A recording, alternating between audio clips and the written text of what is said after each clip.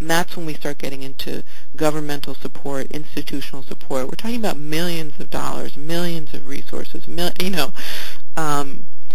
that's just a few ideas for you. Well, let me just say, for a upstart organization that very much struggles for money, the idea of at some point getting some support for this social justice work would be more than exciting. Let me follow up on that, because we're running out of time. I'm going to take some sort of privilege here myself just to add a couple comments and a question as we wind down, because I'm very, very struck by the last comment, because I do believe, and oftentimes this sort of conversation around feminism can be caught up in sort of academic discourse or political sort of discourse, and at some point the sort of lived experiences of people can get lost. And I think that was what you were intimating when you were talking about the perspectives of feminism outside of North America. So when it comes to the day-to-day interactions of men and women, literally, which is the bound of species, right? There's all types of gender distinctions. But we are talking about how can men and women be in better partnership and strategic alliances in promoting, as you say, love, safety, and security. To think about that project in the sort of diverse way that you said, but to perhaps not think about it in ways where feminist principles and ideas are foregrounded, I guess, is where I would really want you to comment on. Because, again, as the executive director of this organization, I can just give you some, this is a disclosure. I feel very uncomfortable. Personally, for example, I see myself being way more impacted by third-wave feminist principles in politics. But I have no, when it comes to bringing, and even board development, bringing men into the movement, I don't feel comfortable at all, except for men in particular coming into that conversation through second-wave feminist politics and history. So there's an absolute pause on my part to start any sort of conversation about health and healing without men, for example, being brought back to sort of history and a sort of politics that has been very much based upon exclusion and exploitation of women. So, for example, if we're talking about African-American men, the whole history of the famous quote of Stokely Carmichael comes to mind, where the role of women or the position of women in SNCC is prone. Right? Of course, we've come a long way now with Barack Obama, but there's a profound history where men's, particularly African-American men and men of colors, efforts to, regain citizenship, to regain power, to be human, have been made in the context of, putting women aside. And so I just wonder what your comfortability is if, for example, if in African-American studies, these sort of conversations that can happen, that always happen, actually, about black manhood and all that sort of stuff, are not always happening without first privileging what feminist, and again, we have to define that, what feminist politics and principles are, because there's always this concern of colluding. There's always this concern of re-envisioning the same type of politics that is not based upon inclusion and diversity and non-hierarchical sort of positions. So I guess I'm wondering, how do you bring feminism back into these conversations when we're just using such general, often very important ideas about health and healing, when really, because I think that you're right, feminism has, had some sort of gaps, but it's been talking about revisiting masculinity for at least 20-some years. So how do we do that, and how do we do this work with men with always having that particular aspect present? Does that make sense?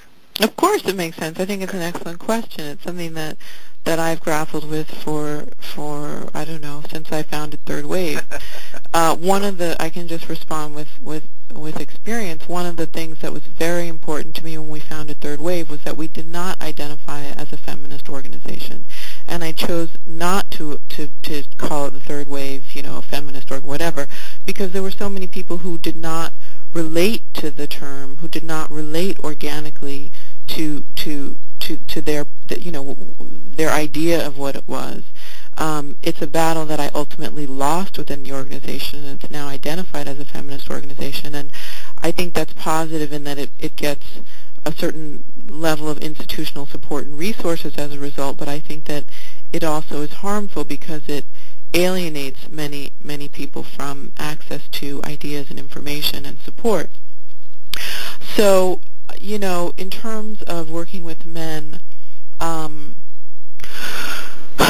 I go back to this idea of a post-feminist, post-patriarchal discussion. I think that we need to find new and fresh ways of allowing men to create their own language of liberation and not feeling that we've done it already, or that they need to refer back to all the previous oppressions. And obviously history has to be integrated into the discussions, but I really don't think it's healthy for it to lead. I think we start to get into a kind of prescribed lecturing dynamic, whereas I like what we were talking about earlier, this idea of starting with the place of pain and trying to identify where that came from, and then perhaps moving into a larger institutional critique, and then integrating possibly the fact that feminists have been articulating these ideas for decades, but I'm not really invested in trying to convert men into feminism. I mean, I don't necessarily even think that feminism as a movement is the most, currently the most viable way to make change for women. I think that once you begin to isolate feminism within the larger community, you start to narrow the number of people who feel they can participate in transforming the culture, and you start to disavow all of the people who are working within their own rubrics to change the culture. So to me, feminism is key. I mean, it has given us an incredible lens. I certainly am a product of feminism. I would not be who I am without it. I'm so grateful for it, and I also feel that it's 2009. The field has changed. When we talk about race relations, we don't ask people of color to talk about their work in terms of being in the civil rights movement. That there is an idea that the whole idea of being in the quote-unquote civil rights movement is dated. And I think we have to really get honest and pragmatic about the ways in which these quote-unquote movement identities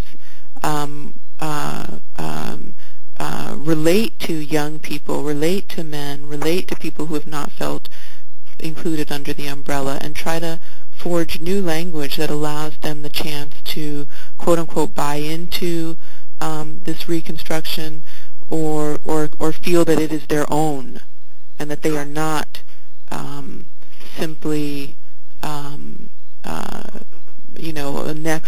the next wave of inductees into a larger movement. I don't think that's fair, and it's not something that I would necessarily want to do as an independent thinking human being.